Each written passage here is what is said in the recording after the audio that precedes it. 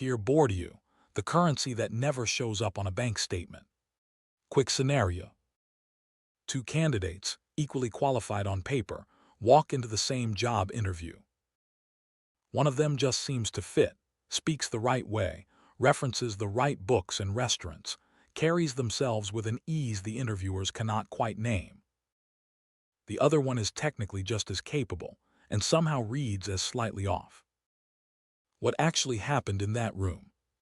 What happened in that room is one of the most important and most quietly unsettling ideas in modern sociology, and it comes from a French thinker who insisted inequality runs on far more than money. Pierre Bourdieu, born in 1930 in a small rural town in southwestern France, to a postal worker's family, which matters a great deal for understanding where his theory comes from. It matters enormously because Bourdieu was not a comfortable Parisian elite theorizing about class from a safe distance. He was a genuinely talented outsider who tested his way into France's most elite academic institutions, and then spent much of his career studying, with real precision, exactly how people like his own earlier self so rarely made it that far, and exactly what quietly filtered them out along the way. Let us start with his central toolkit, the idea that there is more than one kind of capital. Bourdieu argued that economic capital, actual money and assets, is only one form of advantage passed down through families and reproduced across generations. Alongside it, he identified cultural capital, the knowledge, tastes, mannerisms, and credentials that mark someone as sophisticated or educated. Things like knowing which classical composers matter, how to discuss literature fluently, or simply how to speak with the accent and vocabulary of the educated class. Then social capital, the actual network of relationships and connections a person can call on, who returns your calls, whose recommendation opens which door. And finally, symbolic capital, prestige and reputation itself, being recognized and treated as legitimate and important, regardless of the underlying source of that recognition. And his argument is that these forms of capital can convert into each other. Exactly, and that convertibility is the real engine of his theory. Economic capital buys elite private schooling, which produces cultural capital, the right accent, the right references, the right academic credentials. Cultural capital opens doors into elite social circles, producing social capital, valuable connections. Those connections and credentials together generate symbolic capital, being treated as naturally impressive and legitimate. And symbolic capital circles back around into economic opportunity, better jobs, better deals, better treatment. Money is not gone from the story. It has simply been laundered through several less visible steps, each one looking like pure personal merit or natural taste rather than inherited advantage. Which brings in his other major concept, habitus, a word that sounds intimidating but is worth unpacking plainly. Habitus is Bourdieu's term for the deeply ingrained, largely unconscious set of dispositions, tastes, and bodily habits a person absorbs from growing up in a particular social position, everything from posture and accent to what kind of art feels naturally appealing versus pretentious or boring. It is not a conscious performance most of the time. People genuinely feel their own tastes as simply their personal preference, my taste in music, my sense of humor, without recognizing how thoroughly that sense of self was shaped by class position long before they were old enough to choose anything deliberately. That is precisely what makes habitus so powerful and so hard to see from inside it. Which is exactly the mechanism behind the interview scenario we opened with. Precisely that mechanism. Bourdieu called the broader social sorting process distinction, the way taste, from food and art down to leisure activities and even preferred vacation styles, functions as a constant, largely invisible signal of class position, letting people instantly recognize who belongs in a given room and who does not, almost never through anything so crude as directly asking about someone's income. Give us his actual research, because this was not armchair theorizing.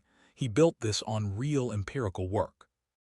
His most concrete evidence came from studying the French education system directly, particularly France's grandes écoles, the small cluster of elite institutions that overwhelmingly produce the country's top civil servants, executives, and political leaders.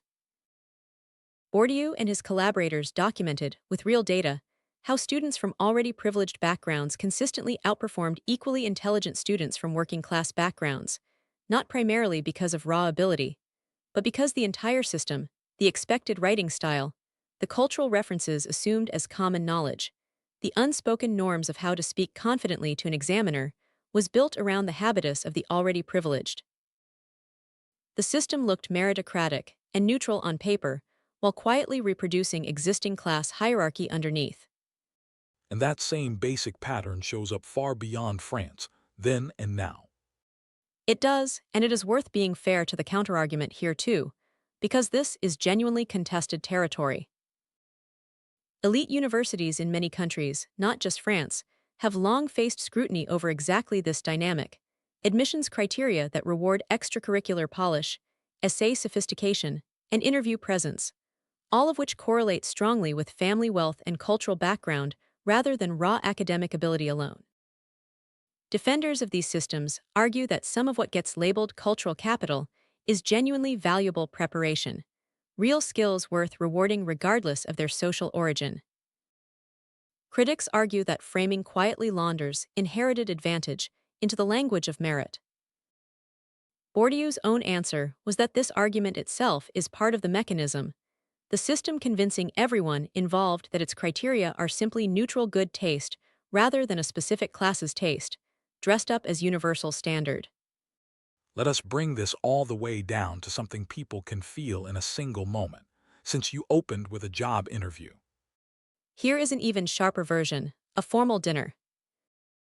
Knowing instinctively which fork to use for which course, how to hold a wine glass, how to make easy small talk with a stranger at a business dinner without seeming either too eager or too stiff. None of that is written down as an official qualification anywhere. And in plenty of real rooms, closing a deal, being remembered favorably by a senior partner, getting invited back, that invisible fluency can matter just as much as the actual numbers on the spreadsheet being discussed. Nobody hands out a diploma for it, and it still quietly decides who feels like they belong. Which connects directly to two very live, very current controversies. Very directly. Legacy admissions at elite universities, where children of alumni receive a real, measurable advantage in the admissions process, are cultural and social capital converting straight back into educational opportunity, exactly as Bourdieu described, now facing serious legal and political challenge in multiple countries. And inside corporate hiring, the now widespread phrase culture fit, meant to describe whether a candidate will mesh well with an existing team, has faced growing criticism for functioning, in practice, as a polite, seemingly neutral proxy for exactly the kind of habitus matching Bourdieu described decades before anyone was using that specific corporate phrase.